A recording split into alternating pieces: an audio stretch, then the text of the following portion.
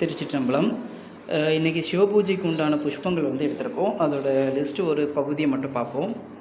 முதலாவதாக அஷ்ட புஷ்பார்ச்சனைக்காக நீலோத்பல புஷ்பம், புன்னை புஷ்பம், தாமர புஷ்பம், செண்பகம், அரளி, அதாவது அலரி இல்லை, இது அரளி, நந்தியாவட்டம், வெள்ளை எருக்கு, அரிக்கம்னு சொல்லக்கூட வெள்ளை இருக்க புஷ்பம், அடுத்தது அரளி புஷ்பம், இது எல்லாமே எடுத்திருக்கோம். இதே மாதிரி நந்தியாவட்டம் எல்லாமே வச்சுருக்கோம். அடுத்ததாக பார்த்திங்கன்னா இது வாசனை வரக்கூடிய ஸ்வேத விருட்சி.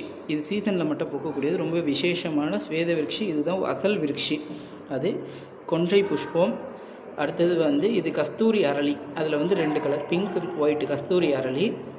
மயில் கொன்றைன்னு சொல்லக்கூடியதில் மயில் கொன்றை சிகப்பு மற்றும் மஞ்சள் மயில் கொன்றை ஆவார புஷ்பம். இந்த பக்கத்தில் கருமுகை,